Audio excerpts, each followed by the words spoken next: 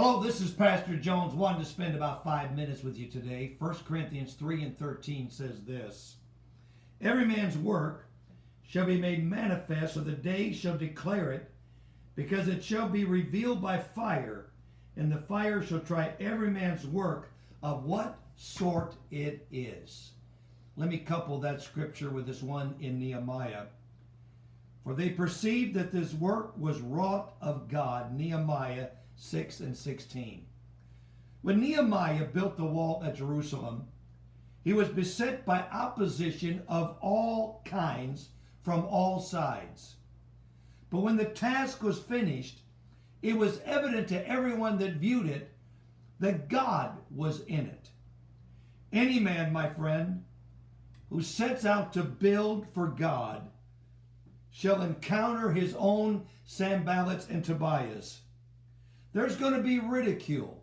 There is going to be caustic comments made to you and about you. Even co-workers will become discouraged. You ever had that happen? As did Nehemiah did, as he looked around at his comrades who became discouraged in this very difficult and trying work. There may be some discord and strife. There will be crafty schemes of the enemy to trap us so that we shall need to answer in some fashion, in some way, the ridicule and the comments that are being made. Listen to me. Anyone that rises up to do anything for God is going to be opposed by the enemy. Satan will stand in your face and say to you, every step you take, I will oppose you every step of the way. Have you been there? If you've been doing a work for God, you certainly know what I'm talking about today. But when Nehemiah faced this is how he answered. I am doing a great work so that I cannot come down. It will take a rugged tenacity on every one of our parts and an inspired stubbornness that we desperately need today of a Nehemiah to see us through what God has called us to do. These are difficult days for God's church. Opposition lies everywhere, and yet the work of God must be done. Souls must be saved, and God has left it into our hands to accomplish it.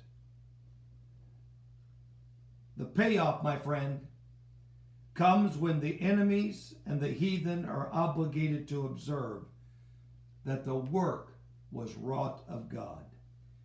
You know what the scripture says, except the Lord build the house, we labor in vain who build it.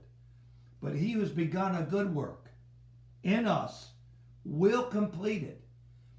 God in you wants to accomplish this effort of evangelizing this lost world and to touch what we would maybe appear to think the untouchable. Our peril is that we may grow fearful, we may grow discouraged, or take matters into our own hands, or build cheaply with wood and hay and stubble. I don't want to build cheaply. I want to use the greatest materials that God lays in our hands and see great men and great women of God emerge from the labors that we find ourselves in the Church of Jesus Christ. These are dreary days, to say the least, when the temptation is strong to get by with shoddy stuff and build cheaper structures. We're getting rid of Sunday school. We're getting rid of other ministries that built up our children. We're laying the groundwork, my friends, for a disaster tomorrow. But blessed, listen now, blessed is the man or the woman who gives it their best in view of the day when every man's work shall be made manifest.